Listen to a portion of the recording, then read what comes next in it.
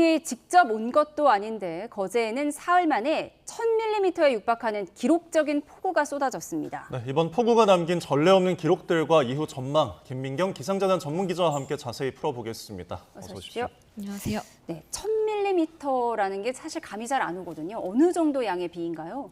네, 이 거제의 여름철 평균 강수량이 935mm, 1년 평균이 1930mm 정도니까요.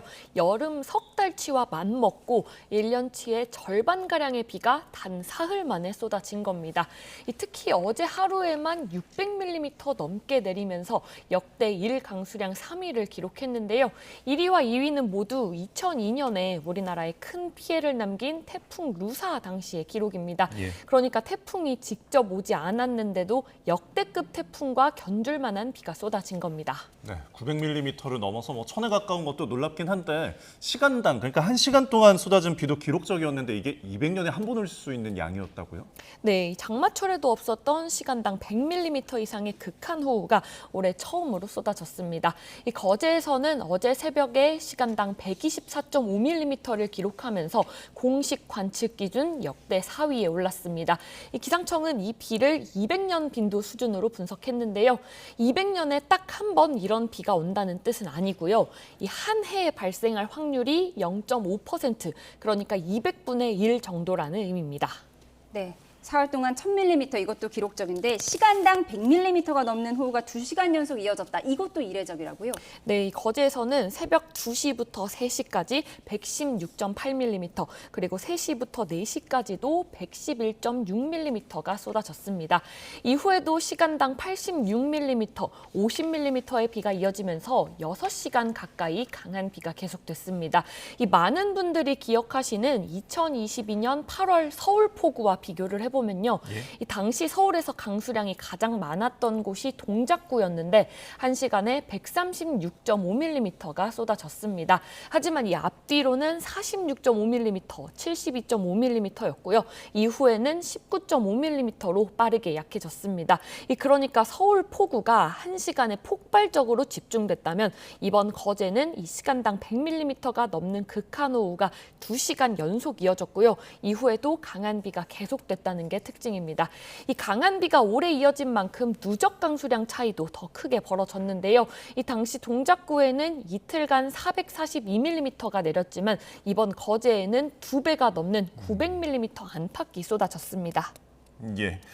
근데 이렇게 강한 비가 유독 거제랑 통영에 집중됐던 이유가 또 있을 것 같은데요? 네, 그제 오후부터 어제 오후까지 레이더 화면 보겠습니다. 이 강한 비구름이 계속 경남 남해안으로 유입되는데 거제와 통영 부근에서 좀처럼 빠져나가지 못하고 이렇게 머무는 모습을 볼 수 있습니다. 이 남쪽에서는 태풍 돌핀이 남긴 저기압과 한반도 동쪽에는 고기압이 위치해 있었는데 이 저기압과 고기압 사이로 이렇게 강한 남풍이 불면서 수증기를 실어 나르는 하층 제트가 만들어졌습니다. 이 바람을 타고 따뜻하고 습한 공기가 경남 남해안으로 계속 밀려들었는데요. 이 반대편에서는 동쪽 고기압에서 불어온 동풍이 비구름의 길목을 막았고요. 이 남해안의 산지와 부딪히면서 공기가 상승해 이 비구름은 더 강하게 발달했습니다. 결국 남쪽에서는 수증기를 계속 밀어 넣었고요. 동쪽에서는 비구름의 길목을 막으면서 거제와 통영 부근에 폭우가 장시간 집중된 겁니다. 예, 주변 바다가 평년보다 뜨거웠던 것도 폭우를 키우는데 한몫했다고요? 네, 우리나라 주변 바다의 수온을 보면 남해는 28에서 30도까지 올라 있습니다. 이 물을 데울수록 김이 더 많이 올라오는 것처럼 바다가 따뜻할수록 대기로 올라가는 수증기도 많아집니다. 게다가 따뜻한 공기는 더 많은 수증기를 머금을 수 있어서 수증기를 담는 물탱크 자체도 커지는 셈인데요. 이렇게 풍부해진 수증기가 하층 제트라는 고속도로를 타고 경남 남해안으로 밀려들면서 이 비구름을 더욱 강하게 발달시킨 겁니다. 네.